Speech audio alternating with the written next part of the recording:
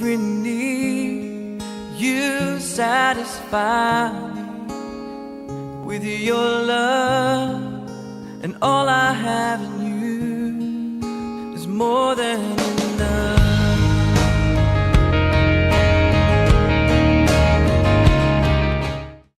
할렐루야. 네. 하나님을 예배합니다. 이제 오늘부터 또 이제 당분간 이제 누가복음이 끝나고 이제 신명기로 넘어갑니다. 네, 신명기를 통하여서 우리가 이제 하나님의 은혜를 이제 받게 될 텐데, 신명기는 모세의 설교이죠. 모세의 설교입니다. 이스라엘 백성들을 향한 어떤 하나님의 마음을 또 알 수가 있고, 하나님께서 우리를 향한 마음을 알 수 있는 책입니다. 이 신명기에서 가장 중요한 이제 두 가지 단어가 있는데요. 첫 번째는 기억이고 두 번째는 순종입니다. 그러니까 하나님께서 우리에게 말씀하신 바를 잘 기억하여서 그 말씀하신 바대로 순종하며 살아가라. 이것이 신명기의 가장 큰 주제입니다. 그래서 우리가 앞으로 이제 신명기를 다룰 때에 우리가 기억할 것들이 많습니다. 이제 앞으로. 그리고 바라기는 저와 여러분이 그 기억한 것들을 기억으로 남겨두고 끝내는 것이 아니라 우리에게 주시는 그 말씀대로 살아갈 수 있는 순종의 은혜가 있기를 간절히 소망합니다.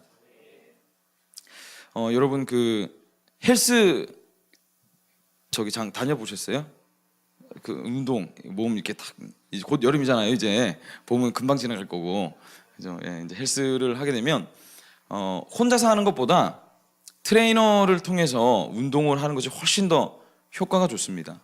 근데 여러분 트레이너에게 혹시 이렇게 트레이너를 받아보신 분 계신가요? 저는 개인적으로 좀 받아봤어요. 언제 받아봤냐면 제가 군에 있을 때 이제 저 한 달 후임이 전문 이제 헬스 트레이너였어요. 저랑 동갑이었는데 굉장히 이제 친해졌습니다. 저는 그 친구에게 복음을 가르쳐주고, 예, 그 친구는 저에게 운동을 가르쳐줬어요. 아주 이게 공생관계가 아주 아름다운 공생관계가 맺어져서 이제 그래서 이제 아주 제가 그렇잖아요. 얼굴 생긴 것도 굉장히 온화하고, 그죠? 아주 젠틀하고, 그죠? 매너 있게 아주 말씀을 잘 이렇게 전달하기 위해서 최선을 다했어요. 그리고 나서 이제 일과가 끝나고 나서 이제 짐으로 갔죠. 운동하러 갔는데, 이 친구가 웃으면서 안 가르치더라고요. 하나 더 할 수 있어, 할 수 있어, 할 수 있어. 그 다음 날 제가 말씀을 가르칠 때 태도가 달라졌어요. 제가 너 이것도 모르냐고.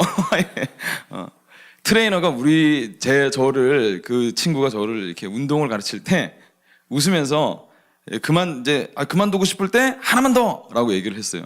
그래서 하나 더 하고 막 짜증나 죽겠는데도 하나를 더 하는 거예요. 근데 이게 도저히 할 수 없을 때 이렇게 하나를 딱 들면 거기서 이제 근력이 이렇게 늘어나게 된대요. 근력 양이. 그래서 웃으면서 하지 않죠. 엄격하게 합니다. 식단 조절부터 해서. 그래야 좋은 몸이 만들어지기 때문에. 마찬가지입니다. 제가 여러분들에게 매주 말씀을 던져드릴 때에 하나님께서 여러분들에게 위로의 말씀을 던져주실 때가 있습니다. 마음이 지치고 힘들 때 다시 일어날 수 있는 소망을 주시기도 해요. 하지만 또 한편으로는 하나님께서 여러분들의 잠든 영혼을 깨우게 하기 위해서 도전되는 말씀들을 던져주기도 합니다. 하지만 이 도전이 되어지는 말씀들은 우리에게 찔리는 말씀들이 대부분이에요. 그래야 도전이 되고 깨어지거든요. 그런데 이 말씀들이 올 때에 점잖게 다가오지 않습니다. 우리의 마음을 요동치게 만들고 뒤흔들어 놓고 가라앉는 그런 아주 강력한 말씀들로 우리에게 다가오죠. 이것이 사실 말씀을 받아들인다는 것 자체가 굉장히 이제 힘이 듭니다. 버겁기도 하고요. 하지만 우리가 그것을 받아들이고 순종함으로 나아가게 될 때 건강한 신앙인 그리스도인이 되어질 수 있다는 거죠. 오늘 제가 여러분들에게 던져드릴 말씀은 여러분들에게 도전을 던져주기 위한 말씀입니다. 잘 여러분들 기억하셔서 여러분들의 영적 근력이 우람해지고 튼튼해져서 주님의 사람답게 갈 수 있는 그 능력이 여러분들에게서 솟아나기를 간절히 소망합니다.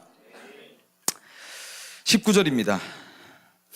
우리 하나님 여호와께서 우리에게 명령하신 대로 우리가 호렙산을 떠나 너희가 보았던 그 크고 두려운 광야를 지나 아모리 족속의 산지 길로 가데스 바네아에 이른 때에, 자, 여러분이 이제 10하룻길 만에 광야에서 가나안으로 올 수 있는 길이 40년으로 늘어나게 되는 아주 마술 같은 현상을 이제 목격하게 될 겁니다. 어떻게 10하룻 만에 가나안 땅에 올 수 있는 길이 40년으로 늘어날 수 있는지 한번 잘 보세요. 10하룻길을 광야에서 걷고 또 걸었습니다. 10하룻길을 걷는 동안 하나님의 놀라운 기적들이, 말도 안 되는 기적들이 일어났어요. 드디어 그런데 이제 10하루 그의 시간이 넘어가서 하나님의 사는 호렙에서부터 떠난 그 길이 이제 드디어 종착 지점에 이르렀습니다. 한 걸음만 더 내딛으면 이제 주님께서 이스라엘 백성들에게 그토록 주고 싶어 하셨던 가나안 땅이 펼쳐지게 되는 바로 그 길목에 있었어요. 하나님께서는 가나안 땅을 정복하게 될 때 아주 세밀하게 하나하나를 가르쳐 주십니다. 그리고 그 길대로 따라가기만 하면 너희들은 가나안 땅을 취할 수 있을 것이다 라고 하나님께서 약속을 하셨어요. 그래서 여러분 19절에 나와 있는 대로 그들이 이 가나안 목전까지 오기까지 그 길을 하나님께서 아무데나 오게 하지 않으시고 딱 정하셔서 넌 이 길로 와라 말씀하시는 겁니다. 광야를 지나서 아모리 족속의 산지 길로 와야 한다. 그래서 가데스 바네아에서 기다려라. 내가 곧 가나안 땅을 너희들에게 주겠노라 말씀하셨어요. 정확하게 말씀하셨습니다. 하나님께서 우리의 인생을 이끄실 때도 이처럼 정확하십니다. 한치의 오차도 없으시고 실수도 없으세요. 다만 우리가 답답한 이유는 주님이 나의 길을 어떻게 이끄실지를 내가 잘 모르기 때문이죠. 하지만 분명하게 우리의 삶을 이끌고 계시다는 것이죠. 크고 두려운 광야를 지나서 아모리 족속의 산지길을 넘어서 이제 가데스 바네아에 이르렀습니다. 모세가 이 19절을 기록할 때 광야를 이렇게 표현하죠. 그 크고 두려운 광야. 이 신명기는 이제 현재 진행형으로 쓰여진 책이 아니죠. 40년의 광야의 그 모든 인생길이 다 끝나고 이 쓰여진 책입니다. 그래서 40년 동안 모세가 겪은 그 광야는 크고 두려웠다라는 것이죠. 사막에서 여러분 자기 목숨 하나 책임지기도 힘든데 200만 명이 넘는 자기만 바라보고 따라오는 사람들이 있다고 한번 생각해 보세요. 제가 한 120명 정도 되는 우리 청년들을 제가 끌고 가는 것도 제 마음에 어마어마한 이게 부담감이 있습니다. 거룩한 부담감이. 그런데 200만 명이에요. 모세가 끌고 가야 될 사람은 얼마나 그 책임감과 무게가 엄청났을까요? 모세는 광야를 생각하면 다시는 가고 싶지 않은 크고 두려운 광야였던 겁니다. 하지만 이제 그 고생도 머지 않은 것 같아요. 축복의 땅이 코앞에 있습니다. 코앞에. 20절 내가 너희에게 이르기를 우리 하나님 여호와께서 우리에게 주신 아모리 족속의 산지에 너희가 이르렀나니. 중요한 단어가 나옵니다. 여호와께서 우리에게 주셨다라고 했어요. 이것이 곧 가나안 땅입니다. 이 땅을 하나님께서 주셨다라고 했어요. 주셨다. 여기에서 주셨다라는 단어는 하나님께서 곧 주시겠다 확정 딱 지어 놓으신 거예요. 변함이 없습니다. 이건 백성들이 해야 될 것은 이제 그 땅에 들어가서 취하기만 하면 돼요. 얻으면 됩니다. 그런데 21절에 너희 하나님 여호와께서 이 땅을 너희 앞에 두셨은즉 너희 조상의 하나님 여호와께서 너희에게 이르신 대로 올라가서 차지하라. 두려워하지 말라. 주저하지 말라라고 했습니다. 하나님께서 가나안 땅을 차지하게 하기 위해서 이스라엘 백성에게 걸어놓으신 두 가지 조건이 있었어요. 첫 번째, 두려워하지 말라라는 겁니다. 두려워하지 말라. 하나님이 주신 약속과 두려움 둘 중에 하나를 선택해야 했습니다.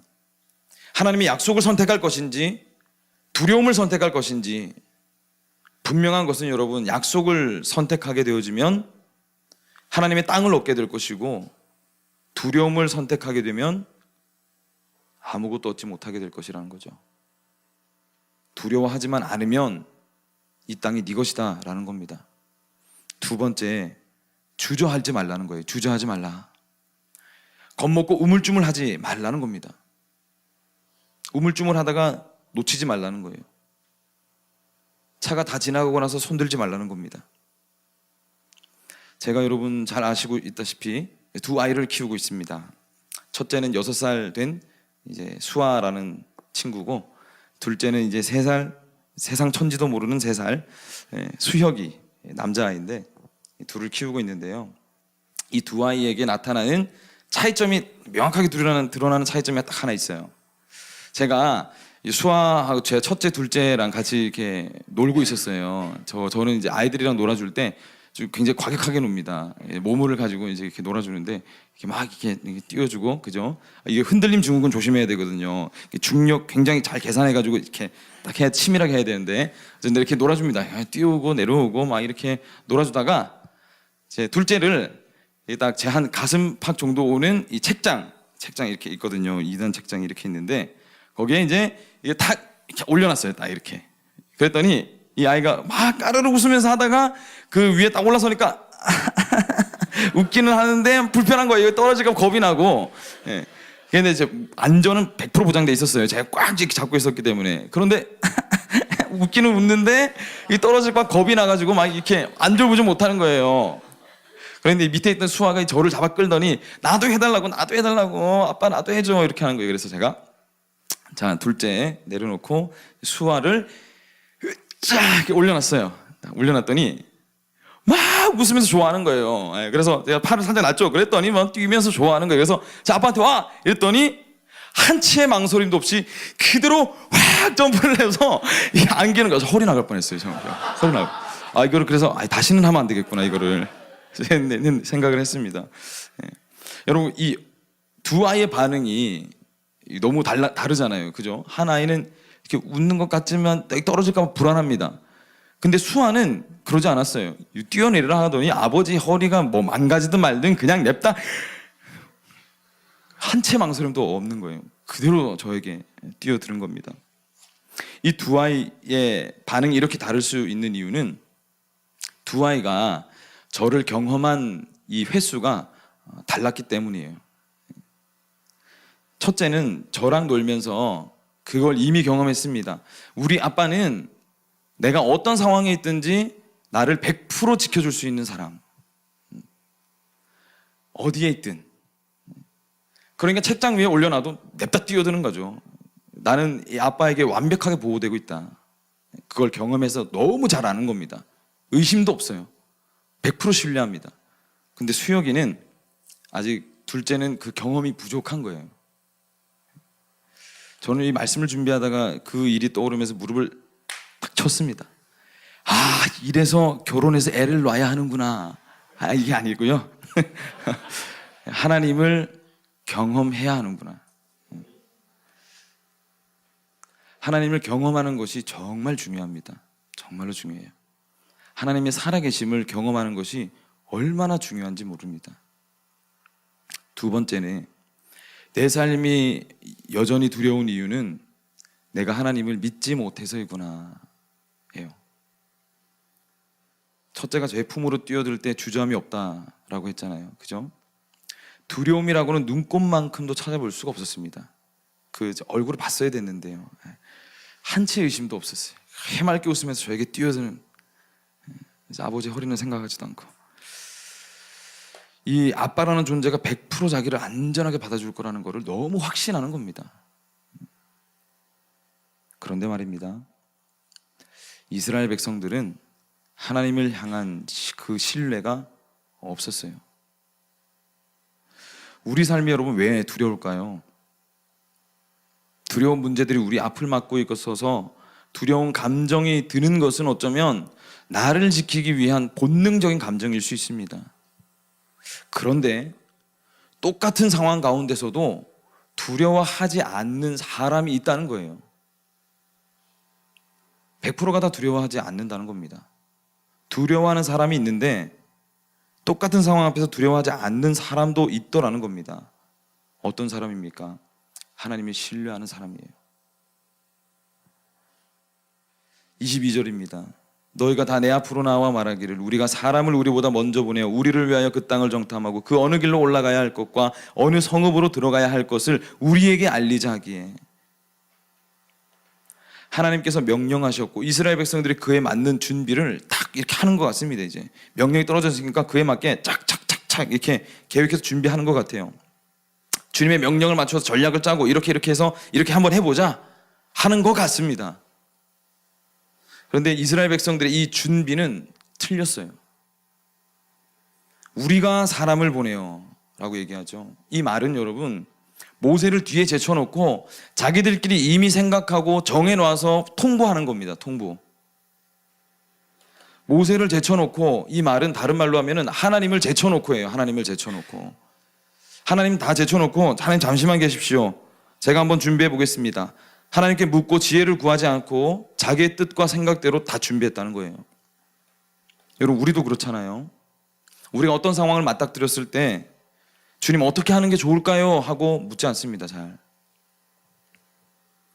어떤 상황이 우리에게 닥쳐왔을 때 저건 아니잖아. 좀 잘못된 것 같은데. 내 생각에는 이거 아닌 것 같은데. 주님 어떻게 생각하십니까? 이게 아니에요. 제일 먼저 0.1초도 되지 않아서 저거 아닌 것 같은데. 내 생각에는 저거 아닌데. 저거 좀 잘못됐는데. 왜 저렇게 하지?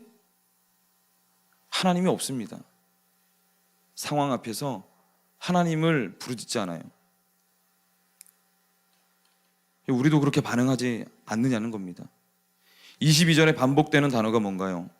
우리가 사람을 우리보다 먼저 우리를 위하여. 이 주어를 나로 한번 바꿔볼까요? 내가 사람을 나보다 먼저 나를 위하여. 하나님을 주어로 넣어봅시다. 하나님께서 사람을 하나님보다 먼저 하나님을 위하여. 여러분 삶을 이끌어가는 주어로 여러분은 무엇을 오늘 선택하고 있습니까? 하나님은 들러리고 여러분이 이미 다 결정해 놓으시지 않으셨나요? 아니면 하나님과 함께 결정해 나가십니까? 우리가 하나님을 생각해내는 것만 해도 사실 양반이에요. 좀 하나님 기도해야지. 이 정도만 생각해내도 사실 양반입니다. 그런데 아무리 신앙생활을 좀 했다 하더라도 내 판단, 내 생각이 가장 먼저 올라와요. 가장 먼저. 하나님의 은혜가 여러분 은혜로 보이려면 내가 올라앉은 바로 그 자리에서 내려와야 됩니다. 내가 내 삶을 해석하는 것에서 물러서야 돼요. 주님 어떻게 생각하십니까? 주님은 어떻게 하길 원하십니까? 주님 제가 어떻게 반응했으면 좋겠습니까? 그렇게 하지 않으면 하나님의 말씀이 들리기는 하는데 말씀대로 순종은 안 됩니다. 내가 중심이 되면 순종할 수 없어요. 24절입니다. 그들이 돌이켜 산지에 올라 에스골 골짜기에 이르러 그곳을 정탐하고 올라가서 그 땅을 정복하라 취하라 하나님께서 말씀하셨는데 그 땅을 정탐하고 있습니다. 가서 취하라 하셨는데 정탐하고 있어요. 하나님께서 다 끝내놓으신 일을 애써서 다시 반복하고 있어요. 올라가긴 했어요. 똑같이. 그런데 정복하지 않았어요. 둘러보기만 했어요. 비슷하게 시작을 했는데 끝이 다릅니다. 여러분 2단 잘 알죠? 2단. 여러분 2단의 말의 뜻이 뭔가요? 끝이 다른 거죠. 달을 이, 끝, 단, 끝이 다르다는 겁니다. 비슷하게 가는데 끝이 달라요. 비슷하게 가는데. 그럼 제가 질문 하나 던져보겠습니다. 잘 들으셔야 돼요. 여기서 오해가 생기면 큰일 납니다. 진짜 졸고 계시면 안 돼요. 절대 아무도 졸고 계시죠? 굉장히 중요합니다. 여기 충격요법이에요. 충격요법 들어갑니다. 이제 자 준비되셨죠?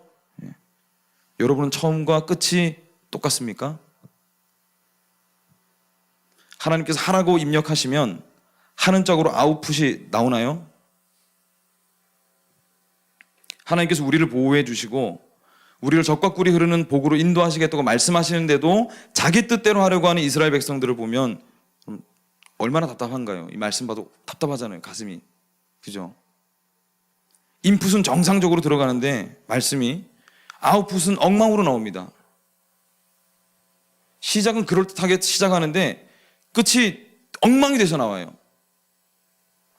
중간에 뭐가 잘못된 거죠. 중간에 자기 해석이 너무 짙게 깔려 있는 겁니다.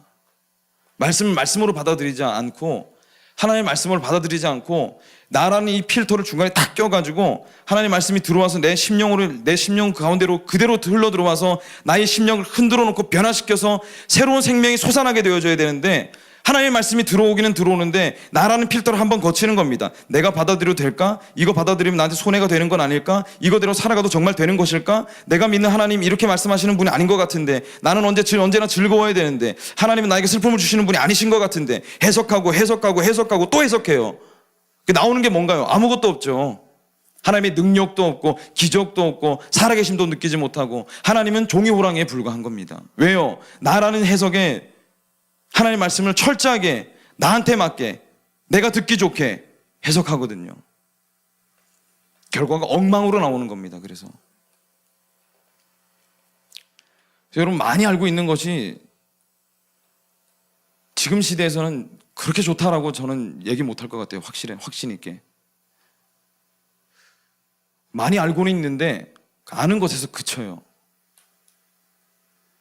제가 이 말씀을 여러분들에게 전해드려도 이거 사실 우리가 다 알고 있는 겁니다. 이 말씀들. 여러분, 혹시 하나님이 원하시는 선한 것 말고 내가 원하는 것들을 하나님께 혹시 강요하고 있지는 않습니까?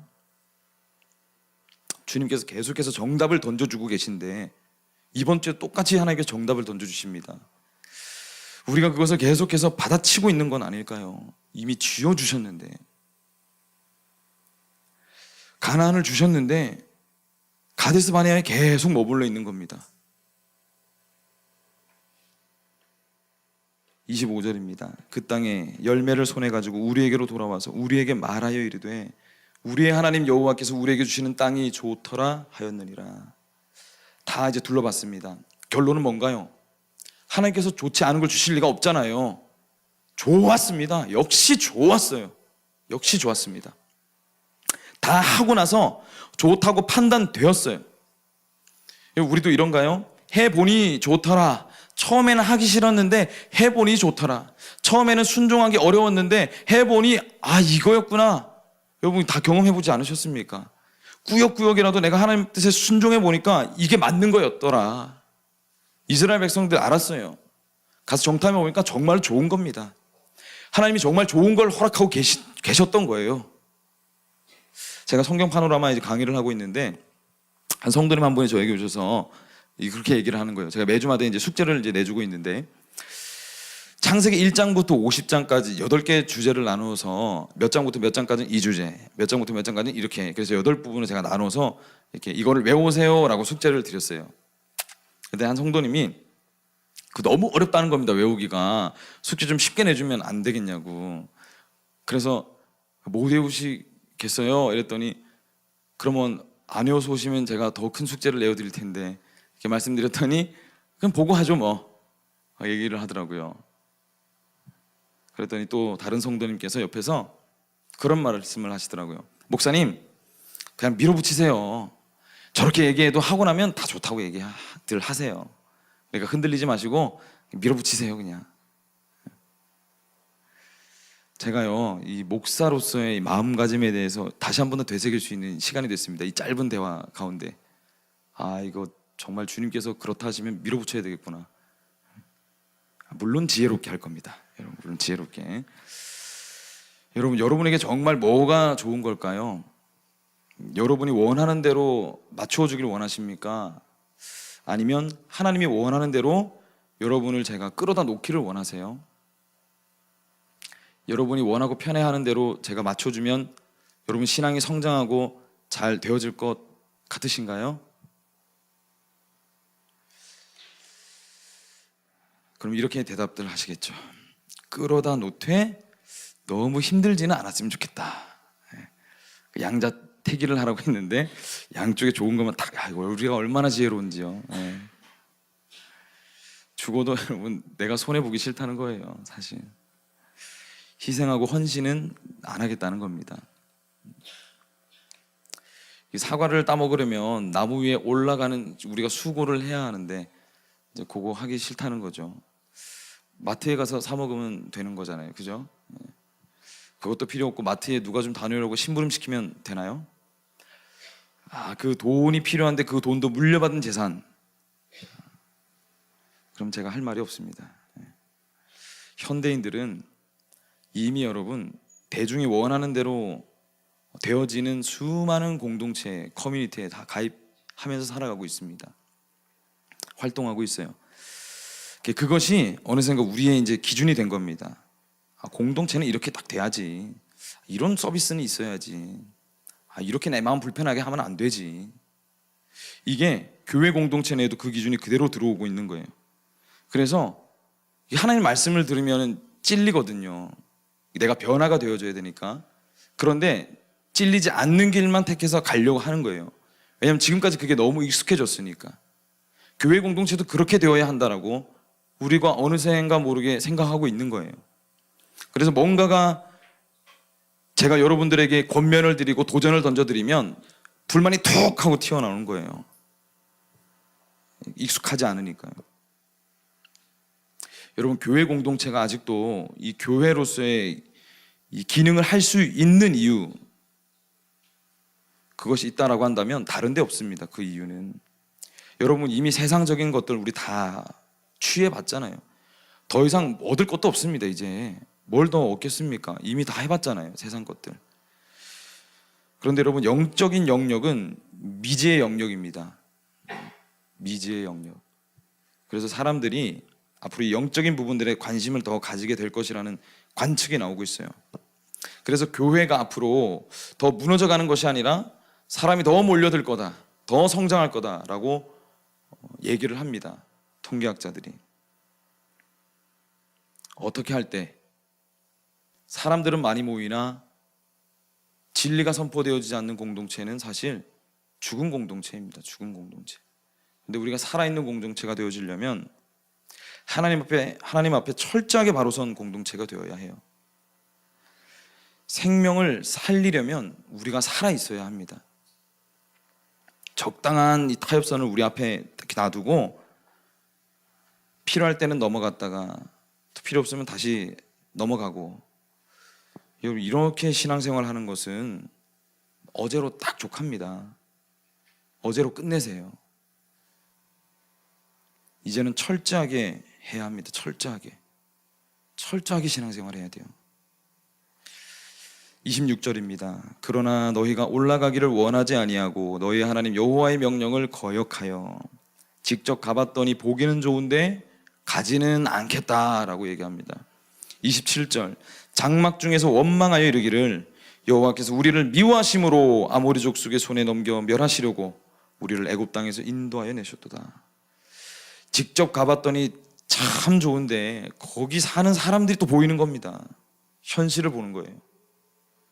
우리는 이 사람들의 한 주먹거리도 안 된다. 우리 다 죽게 생겼다. 알고 보니까 하나님 나 죽이려고 작정하셨네. 광야에서 나왔던 그 불평이 다시 시작됩니다. 주님이 우리를 죽이시려나 보다. 하나님이 여러분 죽이시려고 작정하셨나요?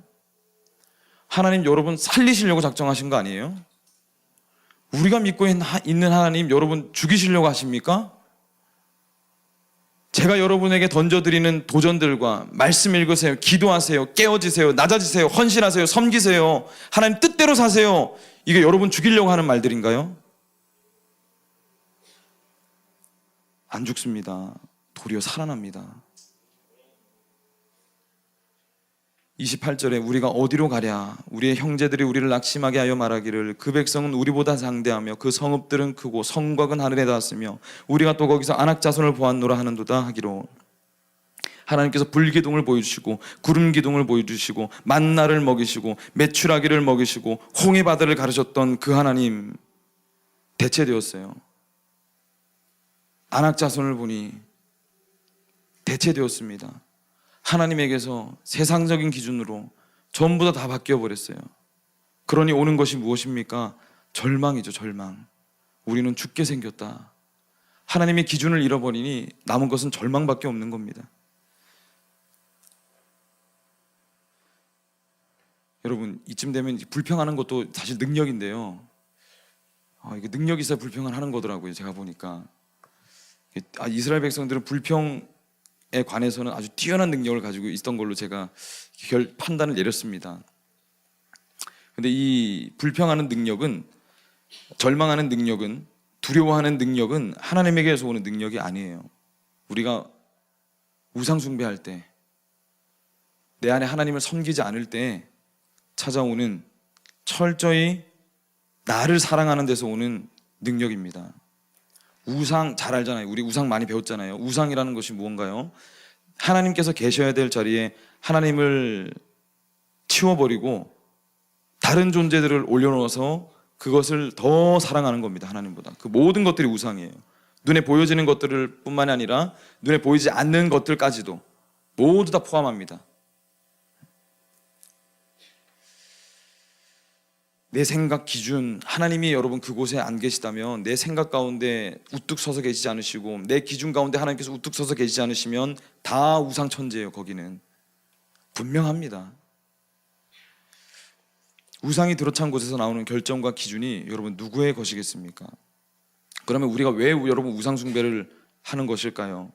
이 자리에는 여러분 우상 숭배하는 분이 없을 줄로 믿습니다. 하나님에 대한 여러분 빚진 마음이 없어서예요. 빚진 마음이 없어서. 예수 그리스도 십자가에 빚졌는데 빚지지 않았다라고 생각하는 거예요. 주님이 나를 위해 돌아가셔야 했던 것은 당연한 거죠. 왜요? 하나님은 신이니까요. 신이니까 그 정도는 해줘야지. 빚진 마음이 없습니다. 이스라엘 백성들의 이 원망은 하나님에 대한 자기 합리화였어요. 자기 합리. 우리도 여러분 우리를 합리화하는 것 얼마나 잘하는지 몰라요.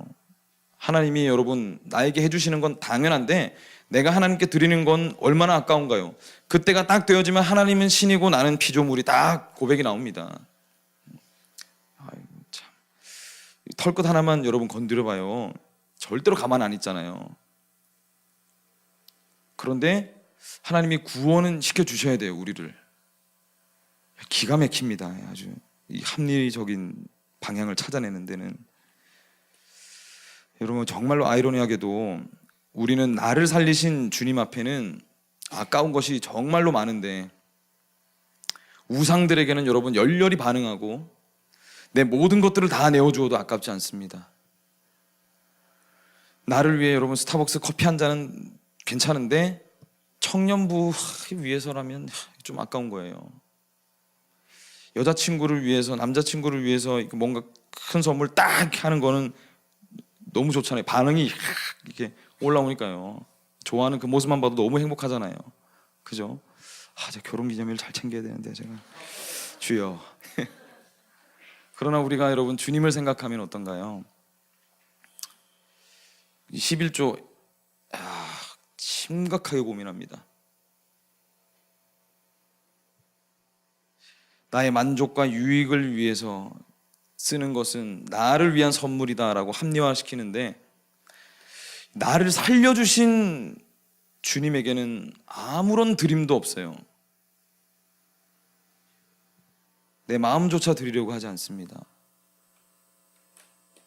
아깝다고 생각되어져요. 주님이 다 주신 건데.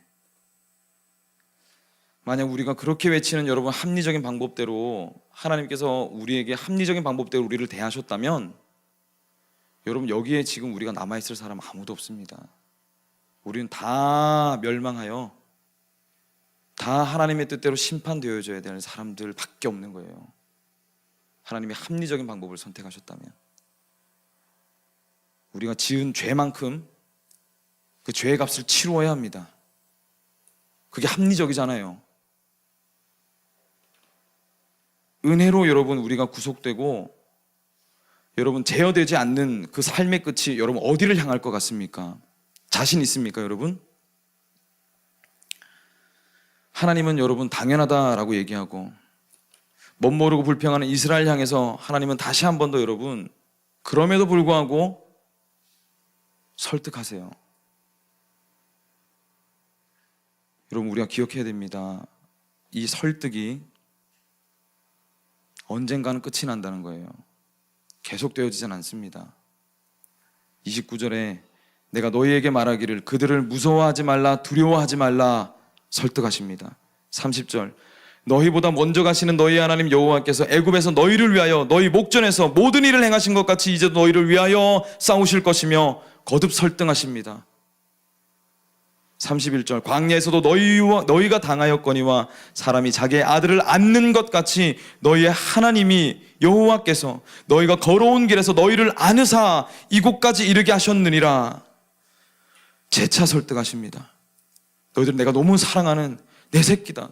내가 안아서 여기까지 인도했다. 그러나 여러분 32절에 이 일에 너희가 너희 하나님 여호와를 믿지 아내하였도다. 믿지 않았습니다. 하지만 그럼에도 불구하고 33절 그는 너희보다 먼저 그 길을 가시며 장막 칠 곳을 찾으시고 밤에는 불로 낮에는 구름으로 너희가 갈 길을 지시하신 자이시니라. 마지막으로 설득하십니다. 이제 마지막이었어요. 하나님께서 다 해주시겠다고 말씀하셨습니다. 나를 믿기만 하라 말씀하셨어요. 여러분, 하나님이 우리를 죽이시려고 이 믿음을 우리에게 요구하시는 건가요? 여러분, 우리를 살리려고 하시는 겁니다. 내가 지금 여러분 도대체 어떤 결단이 두려워서 하나님 믿기를 여러분 두려워하십니까? 하나님이 우리를 죽이시려고 하시는 건가요? 정말로 제가 여러분들을 죽이려고, 여러분 영혼을 죽이려고 하는 사람이라면 새벽에 기도 나오지 마시고 여러분 원하시는 대로 편안하게 밤에 주무시고 일어나고 싶을 때 일어나셔서 기도는 하고 싶을 때 하십시오 라고 했을 거예요. 그러면 죽습니다. 그 영혼은. 하나님 자신을 여러분 믿으라고 하는 것은 하나님이 우리를 살리려 하시기 때문이라는 사실입니다. 그 자리가 여러분이 그 기준이, 그 놓지 못함이, 그 움켜쥐고 있음이, 그 사랑함이, 그 정욕이, 그 음란이, 그 욕심이, 그 타당함이, 그 논리가, 그 합리적인 것들이 여러분 우리를 못 살려요. 오직 주를 믿음이 우리를 살리는 길이라는 사실입니다. 주를 믿어야 합니다. 믿음대로 행해야 합니다. 주님 원하신 뜻대로 살아가야 해요. 그래야 사는 겁니다. 그래야 사는 거예요. 사는 것. 여러분, 결국 이스라엘 백성들은 여러분 제1세대, 이 놀라운 기적들을 눈앞에서 목격했던 제1세대, 불평과 원망으로 일관하고 자기를 철저하게 합리화해서 귀를 막아버리고 듣지 않았던, 순종하기를 원하지 않았던 다른 길을 선택한 이스라엘 백성 1세대는 3번을 넘어선 하나님의 설득을 모조리 거절합니다. 그리고 이후에 나오는 9절, 우리가 이미 주중에 읽으셨죠? 이제 1세대는 가나안 땅으로 들어가지 못합니다. 열 하루 길을 오면은 올 수 있었던 길을 이제 마법 같은, 마술 같은 일이 일어나는 거죠. 40년으로 늘어납니다. 40년으로 18년 동안 하나님께서 침묵하십니다. 이스라엘 백성들에게.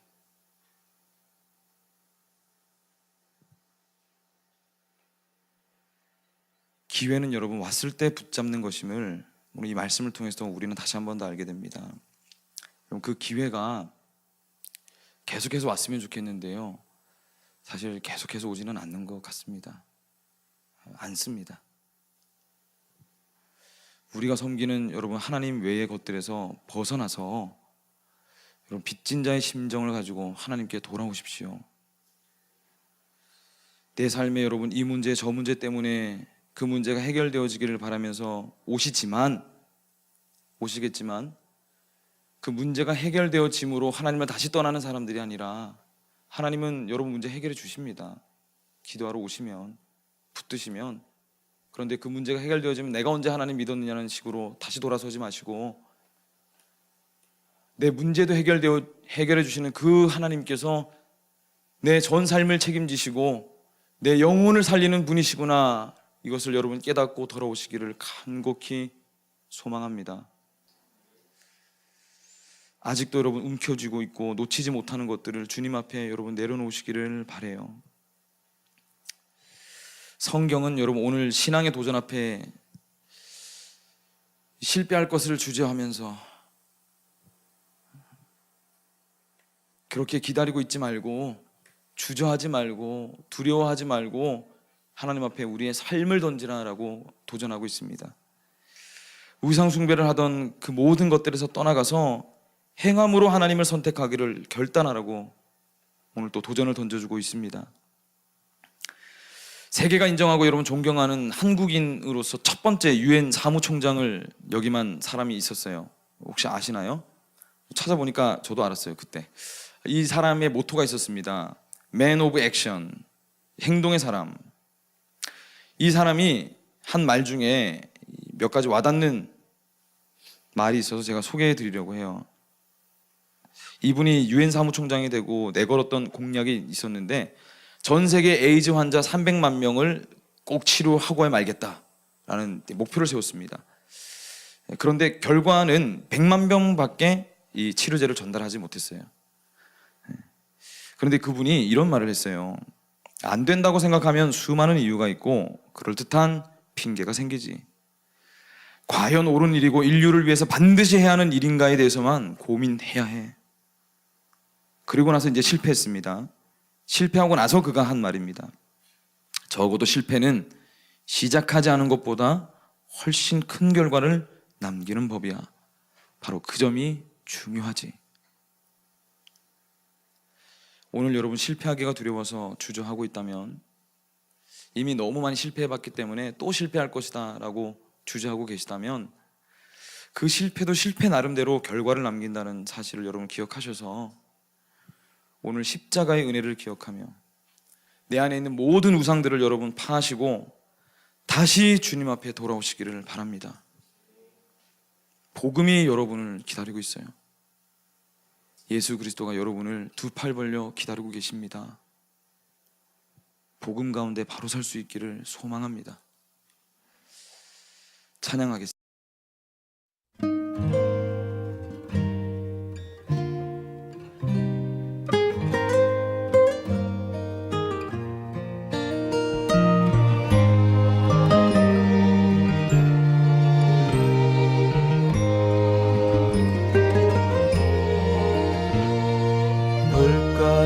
예배당에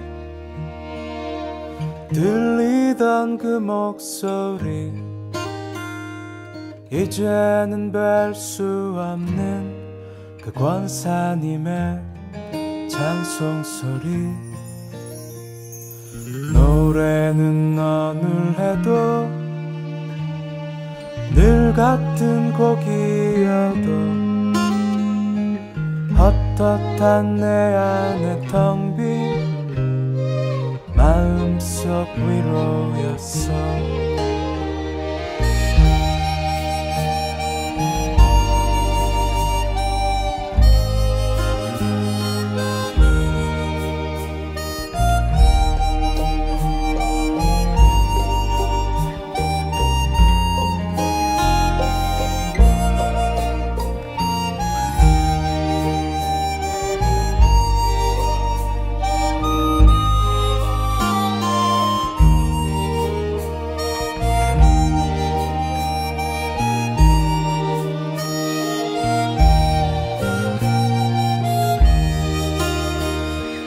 그렇듯 노래는 내게로 와 날 지나쳐 흐르는 동안 저기 저 망치의 깃발처럼 내 일상에 나부끼고, 그렇듯 찬송은 내게로 와 오히려 나의 삶이 되고, 여기 내 곁에 이 기타처럼 날 노래할 수 있게 해. 그 안에 가득 고인 날 향한 주님 사랑 비탈길 갔던 내 모습 여기쯤 오게 했지.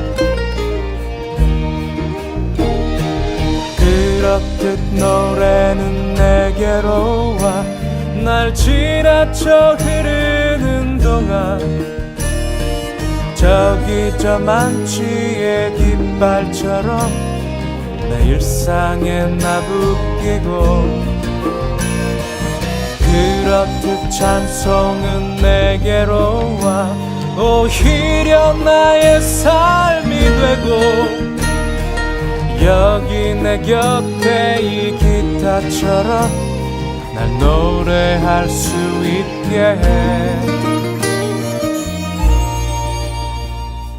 한 잔씩 넘길 때면 내 삶이 그 안에 있고 찬송이 내 안에 있어 날 울고 또 웃게